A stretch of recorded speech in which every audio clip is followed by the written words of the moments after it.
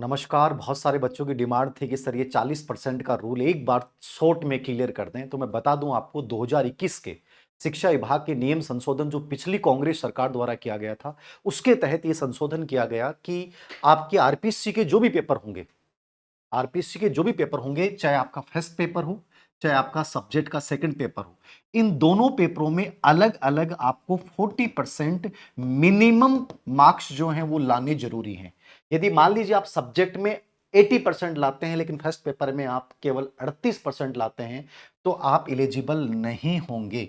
ये उन बच्चों के लिए बड़ा नुकसानदेह है जो सब्जेक्ट में बहुत अच्छा रखते हैं लेकिन जीके की वजह से वो रह जाते हैं। तो कहीं ना कहीं उन बच्चों के हितों पे बड़ा कुठाराघात है। स्पेशली ह्यूमैनिटी के बच्चों को, ह्यूमैनिटीज के जो बच्चे हैं आर्ट्स संकाय के, उनके ग्रेड फर्स्ट में बड़ा नुकसान होता है। दूसरा सवाल इसमें आ रहा है कि सर ये नियम जो है क्या इसको चेंज किया जा सकता है? ये तो सरकार पे डिपेंड करेगा। बाकी विधेयक के द्वारा पारित संशोधन विधेयक के जरिए किया गया था, तो इसकी प्रोसेस है वो कोई आसान नहीं, एक लंबी प्रोसेस है। आगे देखिएगा क्या होगा। और चूंकि विज्ञप्ति में इसका जिक्र है तो थोड़ा सा मुझे लगता है मुश्किल है। बाकी खैर आप प्रयास करें तो आप अ, क्या होगा कोई नहीं जानता। नंबर दो, कि सर इसमें किसी को छूट भी है क्या? तो ये विज्ञप्ति में ही लिखा हुआ और उस विधेयक में भी लिखा हुआ था। इसमें 5% की छूट केवल किसको है? एसटी, एससी, विकलांग, जो भी विशिष्ट जन बच्चे हैं वो सभी आ गए। विधवा, इनका मेंटेन नहीं है बट ऑलरेडी इनका होता है। तलाक,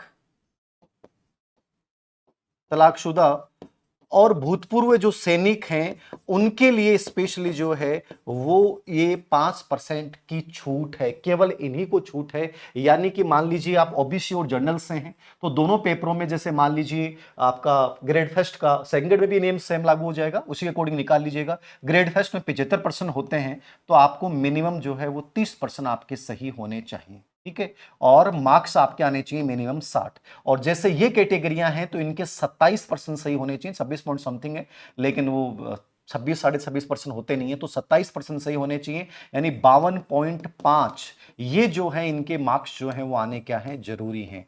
यदि ये नहीं आते हैं तो चाहे आप कितने भी योग्य क्यों नहीं हो, आपके पास एक ही चारा बचता है कि दूसरी भर्ती की तैयारी करें। यद्यपि इस बार के पेपर के लेवल को देखते हुए ये क्राइटेरिया छूना बहुत सारे लोगों के लिए, स्पेशली ये विधवा, विकलांग, भूतपूर्व सैनिक, इनके लिए तो बहुत बड़ी चुनौती होगी। बाकी बच्चों के लिए भी बड़ा चैलेंज रहेगा, चाहे उनका सब्जेक्ट कितना अच्छा क्यों नहीं गया हो। तो फायदे नुकसान की बात की जाए तो दोनों गिनाए जा सकते हैं, फायदे भी नुकसान भी। मैं यही कहूंगा पेपर का थोड़ा सा यदि लेवल, कुछ चीजें यदि पैटर्न के अकॉर्डिंग होती तो इतनी दिक्कत नहीं होती। लेकिन खैर जो भी है, हम केवल एक बहस कर सकते हैं, आरोप प्रत्यारोप कर सकते हैं, विवाद का मुद्दा बना सकते हैं। फिलहाल यही नियम है 40% का रूल, जिसका आपको आरपीएससी की सभी भर्तियों में सामना करना है। उम्मीद करता हूं कि अब जो हो गया उसके ऊपर ना सोचते हुए आगामी भर्ती के लिए अपने आप को मानसिक रूप से तैयार करें कि हम अगली बार इस 40% को भी करेक्ट करेंगे। धन्यवाद।